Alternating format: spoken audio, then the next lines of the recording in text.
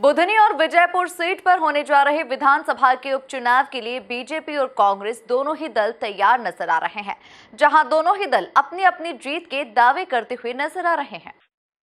देखिए, माननीय मोदी जी के मूल मंत्र सबका साथ, सबके विकास और सबके विश्वास को लेकर हम जनता के बीच में रहते हैं। हमारी सरकारें इसी मूल मंत्र पर काम करती है। जनता सतत हमको आशीर्वाद देती आ रही है। जनता सतत हमको लाड़ प्यार दुलार आशीर्वाद 21 सालों से देती आ रही है।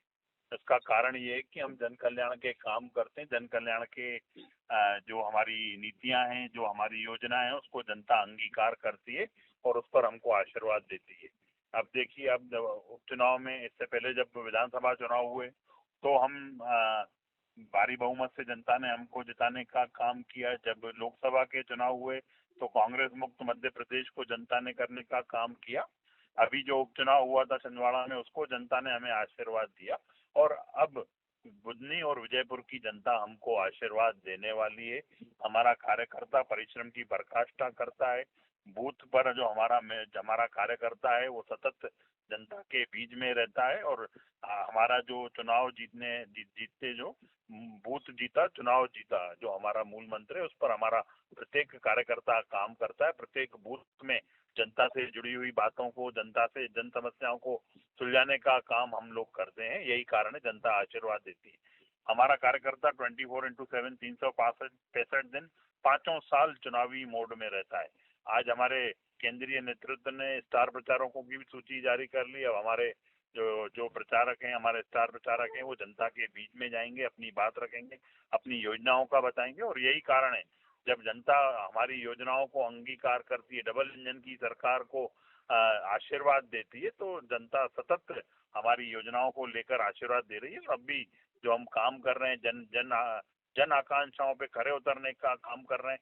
माननीय मुख्यमंत्री डॉक्टर मोहन यादव जी प्रदेश को विकसित प्रदेश बनाने का काम कर रहे हैं।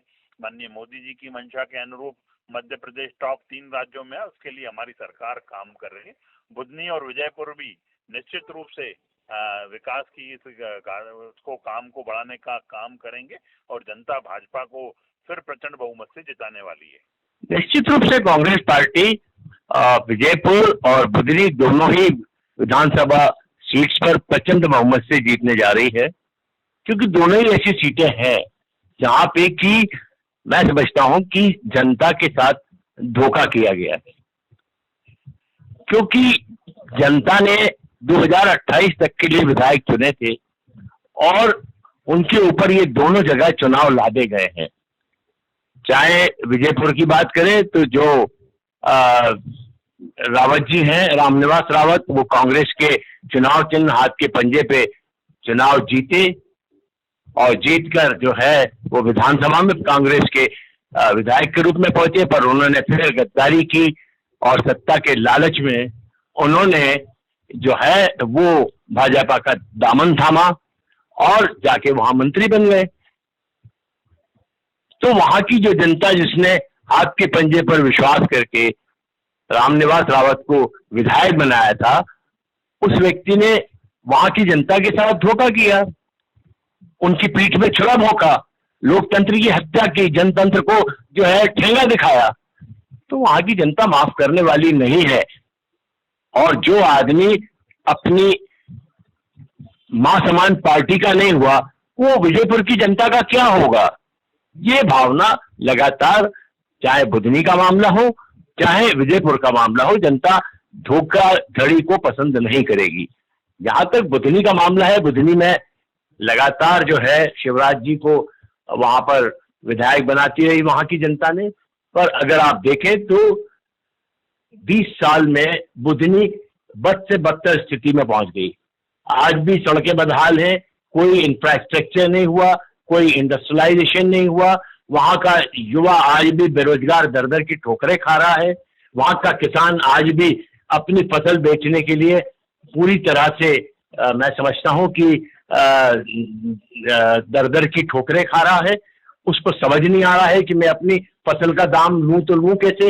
रोज झूठ बोला जाता है कि हम गेहूं का दाम इतना दे देंगे, धान का दाम इतना दे देंगे, और जब देने की बारी आती है तो ना तो सोयाबीन का दाम मिलता है, जो कि 3,000 का वादा किया था, न 2700 मिलता है जो कि गेहूं का वादा किया था, और ना ही सोयाबीन जिसका कि 6,000 का वादा किया था। तो निश्चित रूप से बुधनी की जनता भी इस बार किसी भी तरह से इनको माफ करने वाली नहीं है। और जिस व्यक्ति को इन्होंने वहां का उम्मीदवार बनाया है, सब जानते हैं कि वो रेत का बड़ा माफिया है, और वहां पर जो है रेत का जो कारोबार है, रेत की खेती अगर कोई करता है तो वहां पर ये इनका उम्मीदवार करता है। और निश्चित रूप से वहां की जनता भी अब पूरी तरह से भाजपा से आजीज आ चुकी है, और आने वाले चुनाव में आप देखेंगे दोनों जगह पर बुधनी की जनता और विजयपुर की जनता इनको भारतीय जनता पार्टी को सबक सिखाने जा रही है, और कांग्रेस पार्टी का हाथ के पंजे पर मोहर लगाकर विजय बनाने जा रही है।